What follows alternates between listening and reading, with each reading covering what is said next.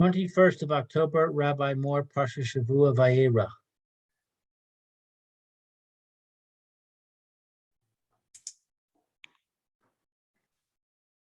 Did you find it, Yechiel?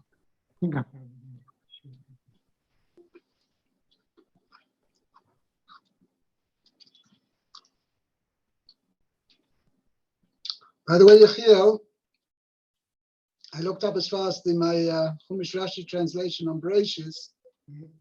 There's supposed to be one edition available on Amazon. Feldhahn doesn't have any more of them. Oh. So, and my brother only has one personal copy. So we'll have to wait till all 5 volumes come out unless you want to try on Amazon to find it, to get it. I couldn't find it where it's available, but anyway. Okay? So let's continue.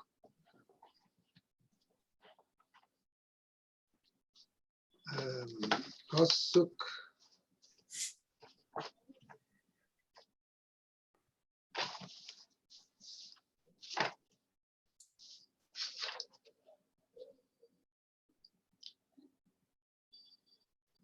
Pasuk Ches, I think we were up to. That is correct. Okay. Who is about to read? I think we were up to Meir. Okay. So Chet. Vayikach chema v'chalav uven bakar asher asa vayiten lifnehem v'hu omeid aleihem tachat ha'etz v'yochelu. So he took butter and milk, and they Rashi actually says it's not actually butter, oh, but it was what's it called? Cream. oh, cream. Oh, I didn't know they called that chema. Okay. And the calf that he made, and he put The what do you call it? The calf, right? the calf. Not that he Okay. made. And he Also means, which means he prepared. Rashi's going to explain that. Yeah. oh, okay, he prepared. Well, that makes sense. And he gave Placed a place before them. Oh. And he stood over them under the tree, and they ate. Right. Wow.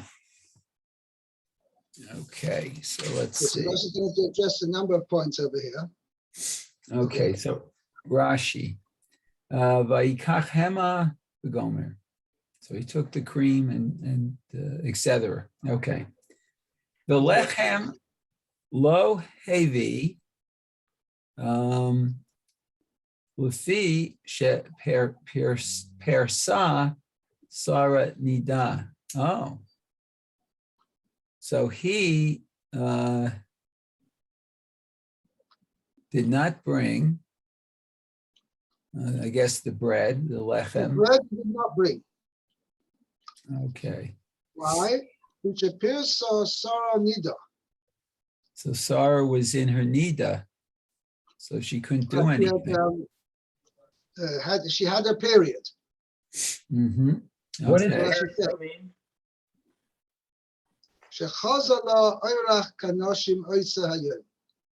That day, she again began having her menstrual cycle. What does the word persa mean?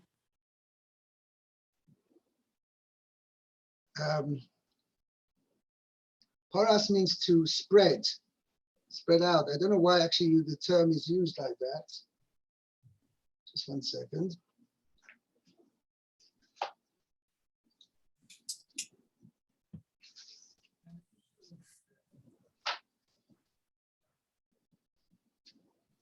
One second.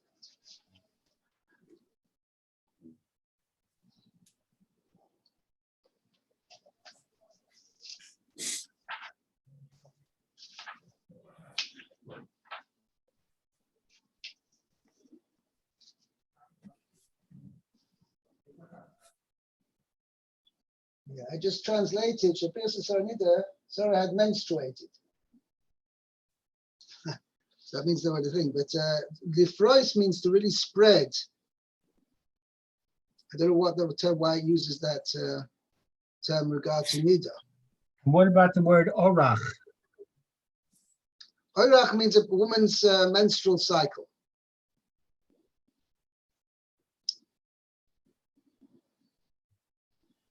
When she began and has started having a menstrual cycle on that day. Because normally that's women who reach after whatever age it is, after 50, 60, whatever, stop having their period. And now she again started having a period. Why does it say orach kinashim? Is there Means that regular a women. cycle that's not nashim?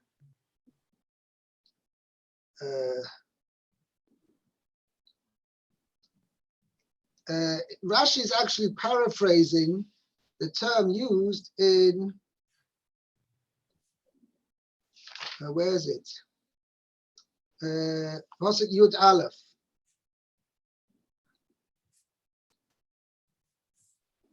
You see that? Avram and Sarah's kingdom. Avram and Sarah were old, boyim bayomim, advanced in years. Chodar liyos l'Sarah, Orach kanoshim. Sarah had ceased to have a regular woman's cycle. So that orach is the same word? Orach is the same word. Orach means a cycle.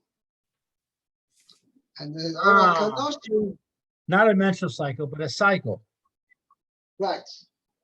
And Okay, so that's what it is. It's the cycle of women. right. In fact, Rashi says that over there in Pasuk Yud Aleph, Orach nidus. Yeah. That's the menstrual cycle. Mm-hmm. Okay?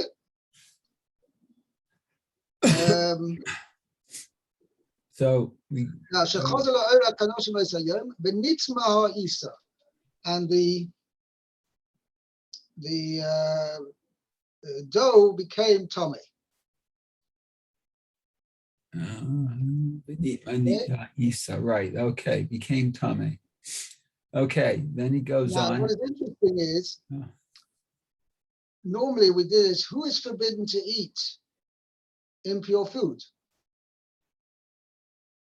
Kohen. Kohen.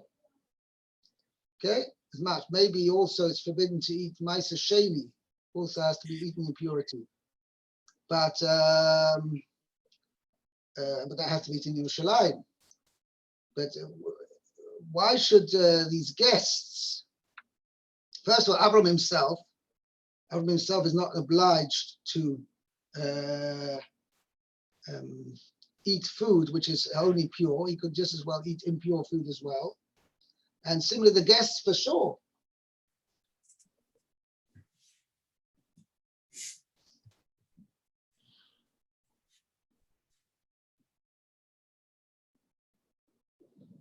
Yeah. I just quoted here, I have a note over here.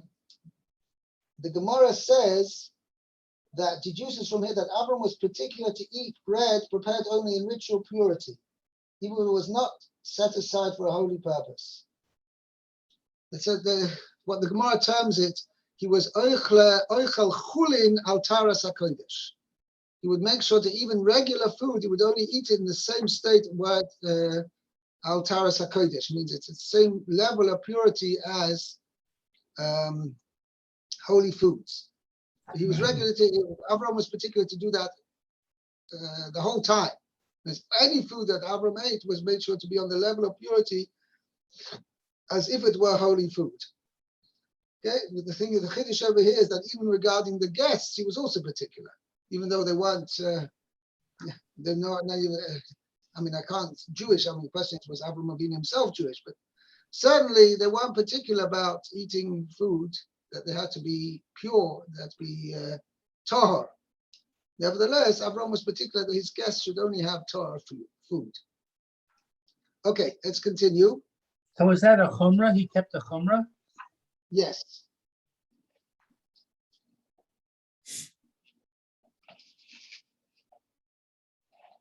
Okay. Yeah. Weiter. Next Rashi, Chema. Chema. She translates cream. Shuman hechalav. It's the fat of the milk. Shekoltin me'al panav.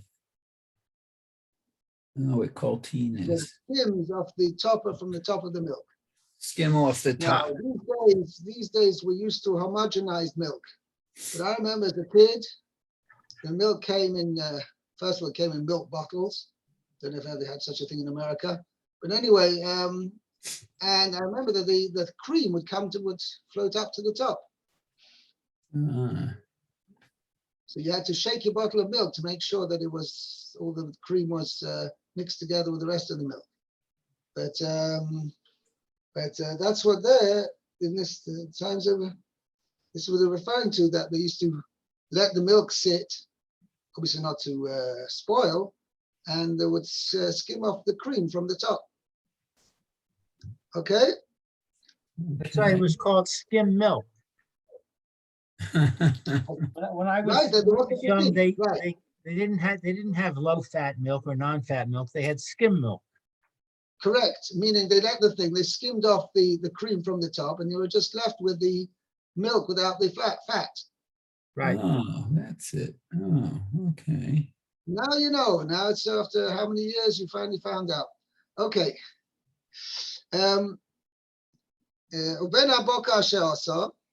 Okay, so this is the calf which he made. Okay. Asher Tikain, which he prepared. Okay. Kama Shetikain. The first one by one, right? Oh. The first one which he had prepared, Amtiv Isa Kamayu, right? He brought them before them. Means each guest. Obviously there were 3 guests, so he served each one this a separate calf. We said he served tongue in mustard. Okay, so the Rashi is bothered by the fact that he uses the singular term, or ben abakash also, the calf which he had prepared. So Rashi is pointing out, Batson, he prepared 3 calves, but each one that was ready first, and he brought that out to be served to this particular guest. By the way, the Parsha obviously asked the obvious question. Avraham Avinu was particular about meat and milk. So what's going on here?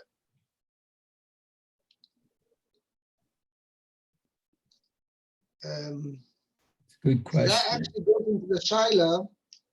The Ramah brings down in Hilchas Shavuos. There was a minhag. Most people don't know it this way today, but there are some that they had first certainly on Shavuos night, they would serve first milk, some cheese or whatever, and then they would cleanse their mouths or whatever, and then they bring a separate loaf of bread, and then with that they would eat meat. And the idea was, the reason behind it, there's various ideas behind it of having dafka milchiks on Shavuos, that which most people actually do have the minhag. But the idea was at the same meal that in order to have 2 loaves at the meal, the one loaf, one challah, whatever it may be, would be eaten together with the milchiks, with the cheese or whatever milk products, and then the person would complete eating that, and then cleanse their mouths and eat something else, bread to eat between one meal and one course and the next, and then afterwards they would serve a meat course. And halachically, that's perfectly fine. There's a discussion among the other Mepharshim whether to, nowadays when the minhag is not to actually have both things at the same meal, but to actually bench in between. Some had that minhag as well. But according to the Ramah, the Moshe Isilis, who most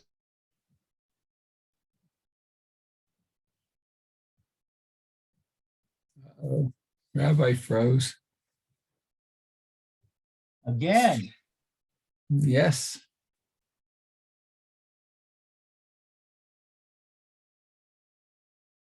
nothing's wrong with his setup because we haven't had any problems all morning with anybody else. No, we had with Rabbi Fairman, he froze once in a while, Uh-huh. but not for long, like maybe 5 to 10 seconds. Right, right.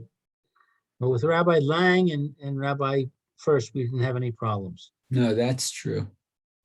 Okay, Rabbi he's Meir's back.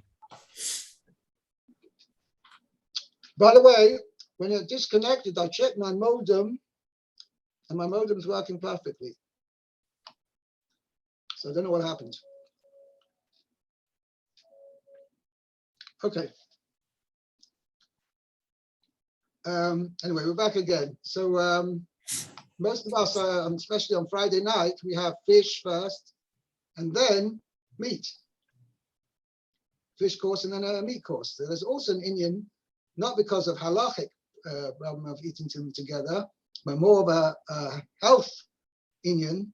The Gemara says that to eat fish and meat together is not healthy. I don't think it's not healthy. It says it's a sakana. Sakana, right? That Right. doesn't mean Sakana it's to have. healthy. So anyway, so there's Says an Indian it's, to first it's after your taras. course.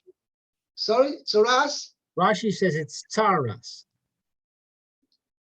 Saras, right? Right. Which is a Saras, spiritual condition, not a health condition. okay. Then it's the sakana. So what we do is we eat something in between, like some bread, and also take a drink. And this way it alleviates the sakana. But Akopanim, so that as far as that is concerned, he'd serve the milk first and then the meat afterwards. Okay, next one more Rashi. Vayochelu. Vayochelu, they ate. Nir'eh kimo she'achlu.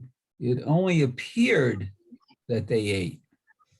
Mikan shelo yishaneh adam minhag. So from here, one should not change, a man should not change from his custom, his minhag. Right? That if you're invited as a guest where they're eating couscous, you should also have couscous. Okay? Mm-hmm. Or something similar like that. What's wrong with couscous? Okay? Huh? What's wrong with couscous?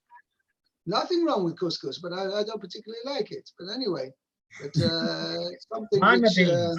They serve lima beans. You got to eat them. That's right. What's lima beans? That kind they put in the cholent, the big ones? Yeah. Yeah, they are big, yeah. Yeah, they're terrible. However, as long as it's in the cholent, then it's fine.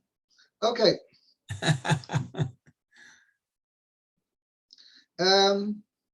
Fine, let's continue. Pasuk Tes. Vayomeru elav haye Sarah ishtecha. Vayomer hine ba'ohel. And they said to him, where is Sarah, your wife? And he said, of course, she's in the tent. It says, of course. I didn't necessarily have to say, of course. Hine ba'ohel. She's right here in the tent. How do you translate hine? I translate it as of course. It's not as a hine means, the truth is the archaic translation of behold is a very correct translation. Problem is you don't use the word behold in spoken English, but it really means behold means she's right here. That's what I translated it. Where's Sarah, your wife? Here in the tent. Can I ask one question? Yeah. If these, I don't know, if these people who came were strangers to Abraham, how would they know his wife's name?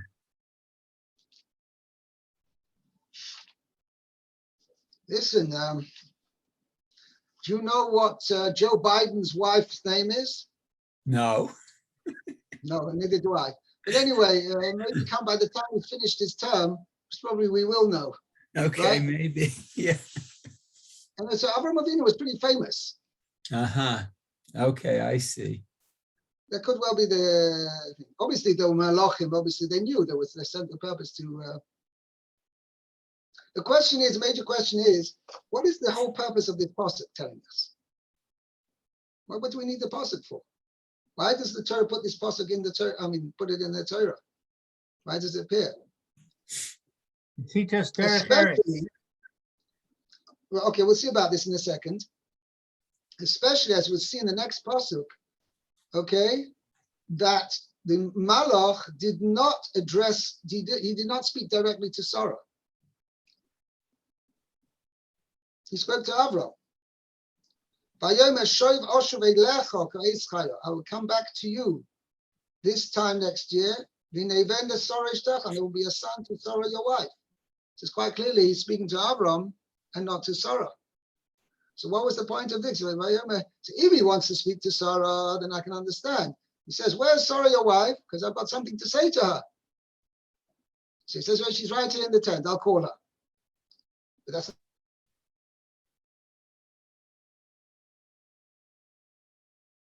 Yep, he froze again.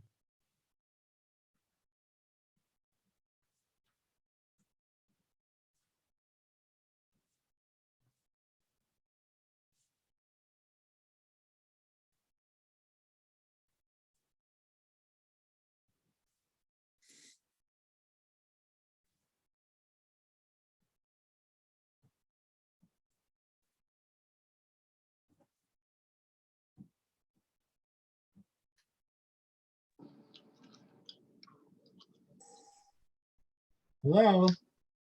hello, I'm back again. Okay. Okay. Rashi says, Vayomer Elav, he said, Vayamru Elav. they said to him, Vayomru Elav, they said to him, Nakud al Aleph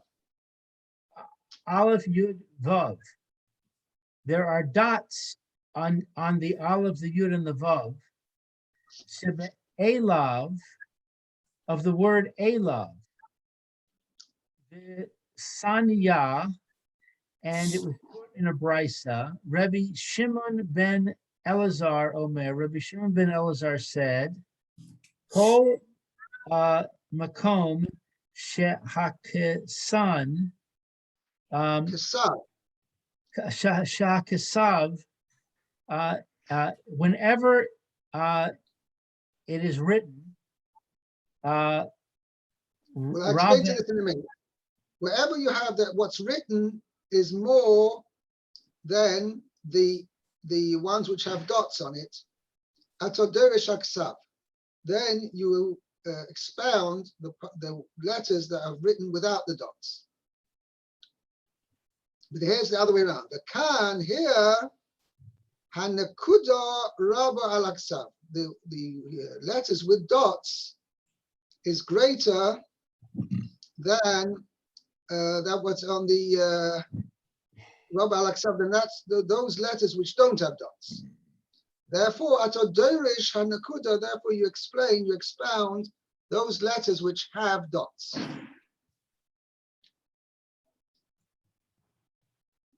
And now Rashi goes on to explain. She'alu, that even for Sarah, they asked, Ayoy Avram. Abraham, where is Abraham? Lim Danu She Yish'al Adam Ba'ach Sanya Shalo La'ish al Ha'isha V'La'isha al Ha'ish. That we should inquire, a person should inquire of his host about the man, to the man about regarding his hosts, to the woman to the man regarding the wife, and to the wife regarding the husband.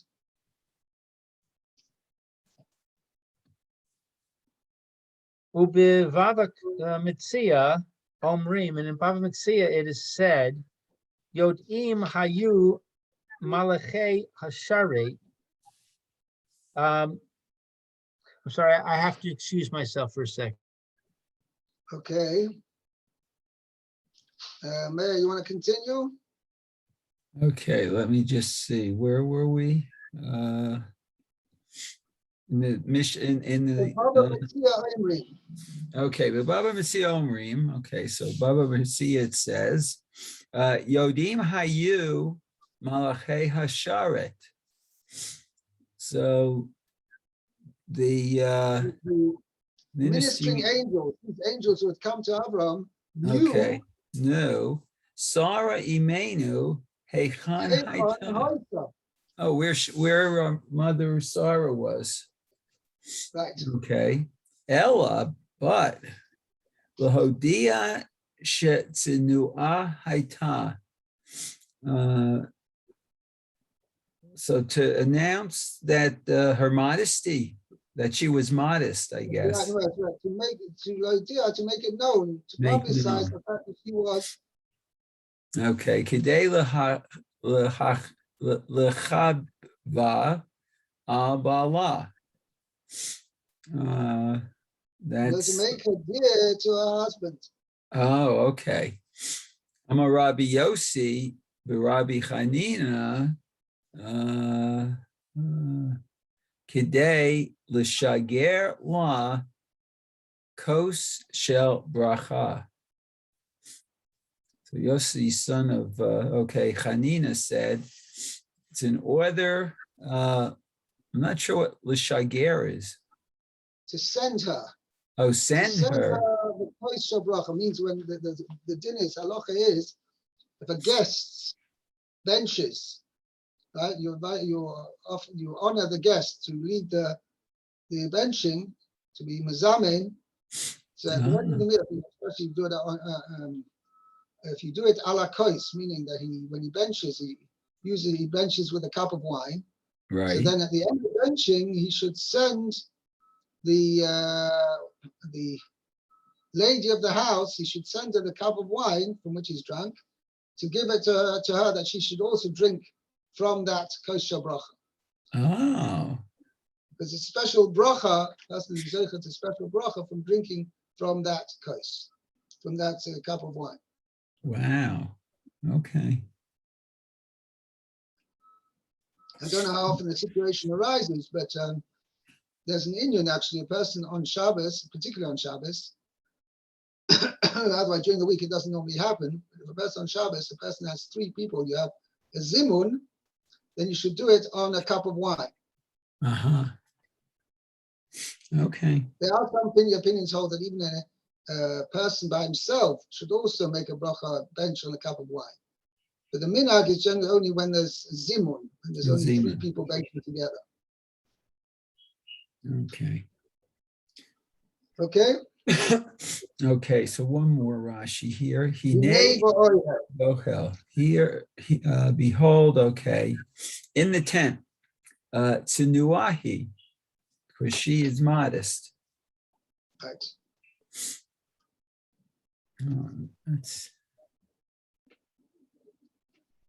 Okay. Very good. So it's interesting. From Rashi's mashma over here, that the whole idea of this dialogue between the Malachim and Sarah and Abraham was merely to, how should you say, heighten the, or should we say, to make greater the endearment of Abraham to Sarah. See what a fine lady she is. She's a modest lady. She doesn't come and sit with the men. She sits private. She sits separately in her own tent. So this was in order to. The whole point of it was to show how great Sarah was. Uh-huh. Very good. Yeah. Okay. Yeah. Let's continue. Okay. Yud. Vayomer shov ashuv elecha ke'et haya chaya v'hinei ben l'sara ishtecha V'sara, so Shomas. Shoma'at. Petach ha'ohel, v'hu acharav. Okay, so he said, let's see. Let's translate it. He okay. said, I will definitely return to you at Ke'et Chaya. The time, what's Chaya? okay, so we will see Rashi is going to dwell on this. Oh, It means this basically we really starts about saying this time next year. okay, this time next year. And behold, a son to Sarah, your wife. Means there'll be a son to Sarah your wife. Means your son, Sarah your wife will give birth to a son. To a son, okay. And Sarah heard More than that, she was listening. Oh, was listening. Was listening. Pesach Ohel, at the entrance of the tent. The tent. And what was behind him. Oh. The door of the tent was behind the Malach. The Malach had his back to the door, and Sarah was standing there at the entrance of the tent with, unbeseen by the Malach. Oh, okay. Very interesting. Okay, so let's see, Rashi. So it says, Ba'et Chaya. He said this. What about, isn't there Rashi before? Shov Ashuv? In my version, I only have on verse 10, Ka'et Chaya. You don't have Shov Ashuv? No. Maybe you have it afterwards. Okay, I have two Ka'et Chaya, and then I have Shov Ashuv. Ah, right. Okay, so it's a different order. Oh, okay.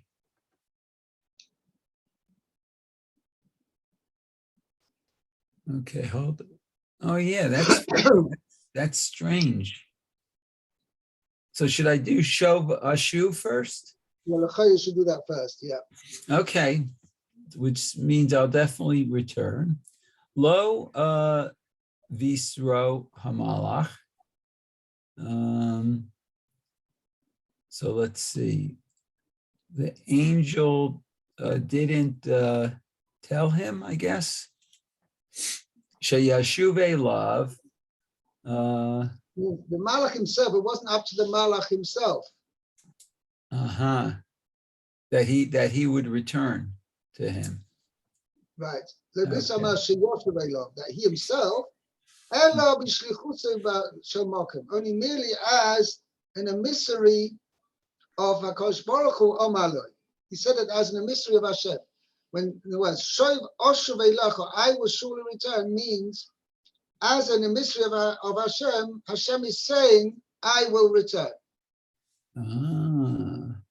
Okay. Kemo, Vayomer La Malach Hashem Harba Arbe. So similar to we had in last week's Parsha, it says by Hagar. So the angel of Hashem said to her, Harba Arbe Zarech, I will proliferate your descendants. Okay, now that's not fair for the Malach to do that. That's up to Hashem alone. Right. The Malach is not up to the Malach. Hello. What did you? Obviously, what he was speaking was bishlichuso shel moker, as an emissary of Hashem. Okay. And Afkan b'shlichuto shel makom amar lo kain. And here too, he was told as an emissary of Hashem. Okay. the brackets. So Elisha Amar Lashu Namit. Okay, Elisha said to the Shunamite woman, La Moed Hazeh, Ka'et Chaya. Oh.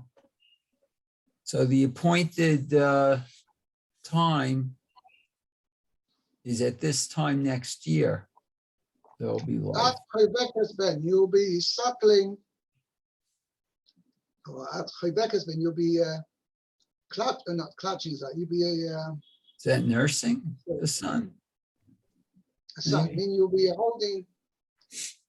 Oh, okay, clutching, I guess, holding a son. Clutching a son. Okay. Vatomar. Vatoma el Adoni.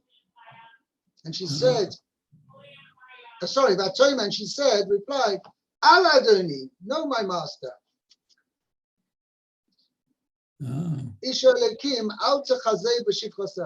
man of God, or prophet of God, do not say something to your maidservant that will come out maybe untrue. True. Do not promise me something which could be not true. So now Rashi goes on to explain what was the essence of her words. What was she trying to say? Those malachim who informed Sarah, Amru, they said, La moed oshuv, right? Uh-huh. I will come back next year. La moed at the appointed time. Amar la Elisha, right? Because he didn't say that. Elisha, when he said to the Shunamis, the Shunammite woman, he said, At Rebecca's ben, you will be holding a child. But he didn't say, I'm going to return. So that kind of world, why are you not giving a full promise? Because they said that the angel said, I will return. So Elisha said to her, no, I can't be that. Those angels who are living forever, they could say, Omru, they said, La moed oshev, the next year, the appointed time, I will return. Because they could say next year they'll still be alive, they'll still be existent. Aval ani basav adam, said Elisha, I am flesh and blood. Shayoim chayim mochameis, who's alive today, but tomorrow maybe may die. But I'm giving you my promise that's whether you're going to have a child or not is not dependent whether I'll be alive or not. Bein chayil bein meis, lamoed hazeh at Rebecca's bein. Wait a second. It says on the previous shuv ashuv that Rashi says the angel did not foretell that he himself would return to him, but was speaking as God's agent. So that contradicts what he just said about Elisha. So there's actually a machlokes. There's a machlokes. Some say that the pshat is these are two differing opinions. The two explanations, two parts of Rashi are actually two different opinions. According to the first opinion, it wasn't really the Malachim who were coming back, but it was Hashem. And they were just speaking on behalf of Hashem. According to the second explanation, was that actually the Malachim themselves came back and said, I'm going to come next year and you will have a child. But Elisha couldn't say that. So therefore, that's why he said, he didn't say Oshu. Okay? But Rashi seems to be holding by the wrong opinion on the previous comment. Why? In other words, I would understand. Well, either opinion is wrong. Rashi said that they were saying, Mamish, I will come back. Then Now Rashi, even if they will come back, but they are not empowered to actually give the Sarah the ability to give birth. That comes from Hashem. That anyway. Right, but the same thing goes for Elisha. He's not empowered to give her a son either. Right. I mean, so why does Elisha have to say He's just giving her a bracha or a nevuah. Right. He's saying you will have a son. Implied is God will perform a miracle. Sorry, what was the first word you said? Next year. God will perform a miracle. Right, but I'm saying next year, right. No. So I'm not sure over here. There's 2 points over here. There's one point that whether the Malach himself has the ability to give Sarah the ability to give birth. So that she's pointing out, it's not the Malach. He's only coming, even if he does come back next year, it's merely as a shliach of Hashem.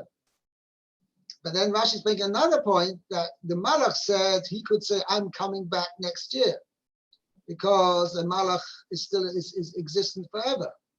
But Elisha couldn't say, I'm going to come back next year and give you a bracha that you should have a child. In other words, Elisha could not be the emissary of Hashem, could assure her that he's going to be the emissary of Hashem next year. He says, I'm boss of Adam, I'm human. Therefore, I can't guarantee that I'm going to be here next year when you have the child. But he said, either way, I can give you a blessing now, and I'm giving a nevuah from Hashem that next year you will have a child. Uh-huh.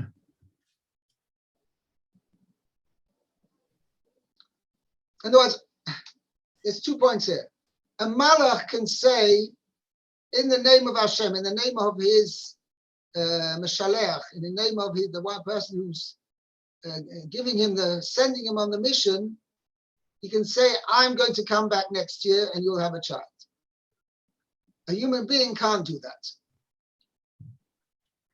Even though as far as speaking on behalf of Hashem, he could, yes, say that you're going to have a child next year, right? That I will, or shall I say, I will come back and you will have a child, which mashma that the malach is the one going to, shall we say, be instrumental in her having a child, right? So first Rashi says it's not really the malach. Malach is just speaking as a mouthpiece for Hashem.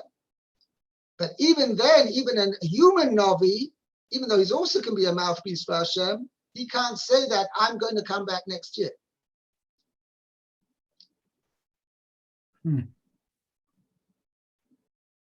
I get it. Okay? I wish everybody a good Shabbat. We'll have to stop here. Shabbat shalom, Rabbi. Thank you. Okay, have a good Shabbos, Yeah. Rabbi. Shabbos.